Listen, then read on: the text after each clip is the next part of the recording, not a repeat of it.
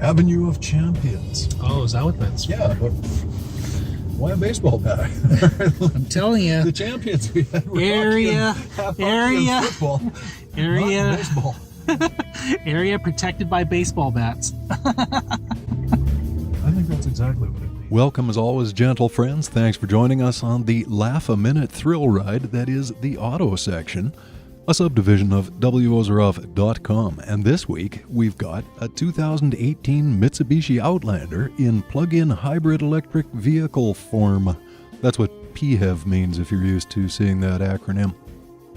Now, as you may know, I am totally down with hybrids and increasingly plug-in hybrid electric vehicles. Not just for the best of reasons either, although the case for lower tailpipe emissions and decreased resource consumption is compelling, but for selfish concerns, i.e., it costs me less to drive them. Honda's clarity was one of the big revelations I've been treated to this year, when one brought in incredible fuel economy numbers at the Automobile Journalists Association Eco Run event, and also when I had the opportunity to drive one a few weeks back.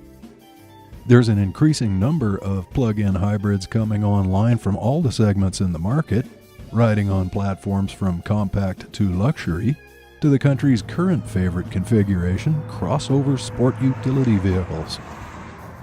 And this is where Mitsubishi has positioned itself with their best-selling, and in fact the company claims it's the world's best-selling, plug-in hybrid electric vehicle, the Outlander.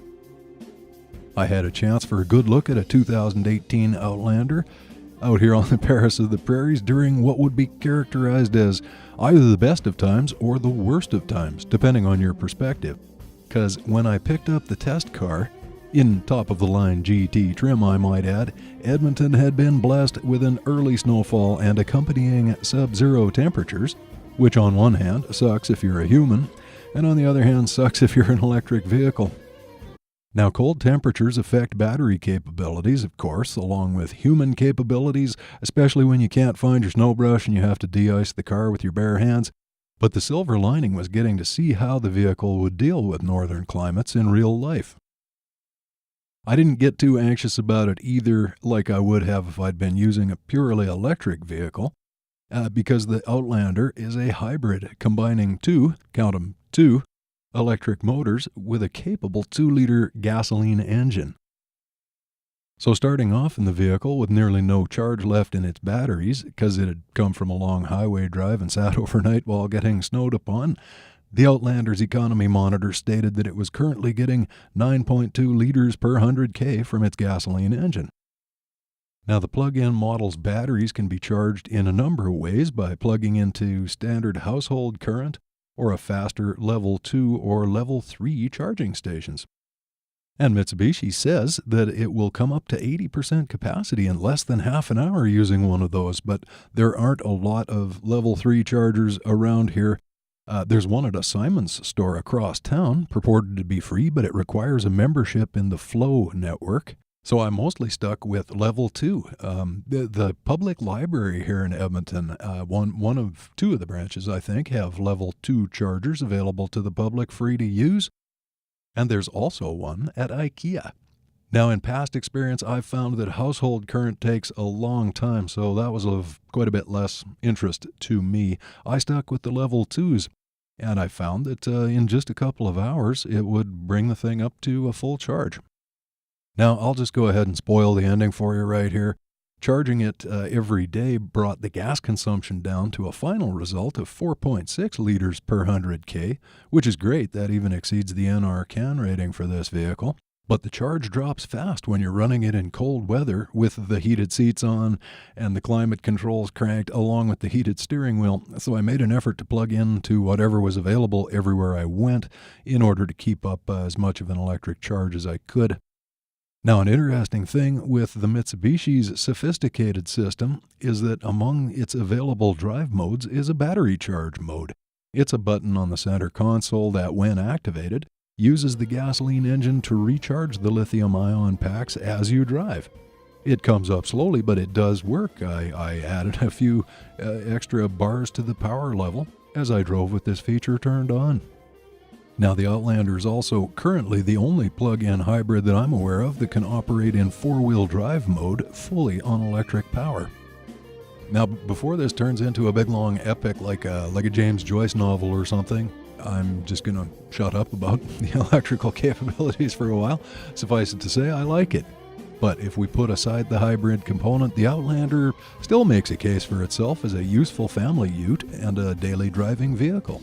It brings the cargo space and passenger volume that buyers in the segment want, and offers a comfortable seating scheme and a pretty decent cabin with okay quality materials and upholstery. Now, when you option it up to the top-of-the-line GT that this test model was, the vehicle also packs on adaptive cruise control and boosts the safety suite with a collision mitigation system and a multi-view camera, and also adds a Rockford Fosgate audio package.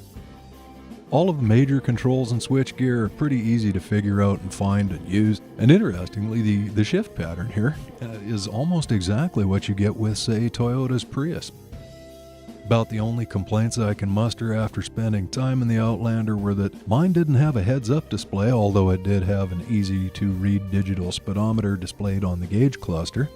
Oh, and there was no navigation system. If you want nav, you have to connect your phone to the car and basically use your phone to run a navigation app. That's unusual. So many cars come with navigation on board. As for styling, well, it's kind of meh. I mean, judge for yourself, of course, but on the outside, the vehicle is unremarkable. In fact, I encountered a lot of people who thought it was a Toyota Highlander. But it drives and steers and handles well enough. The braking is good.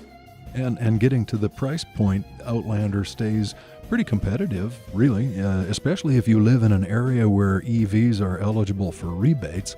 I don't, though. I live in Alberta. So if I was buying it, the entry level starts at $42,998, and the GT trim I drove takes that up to $49,998.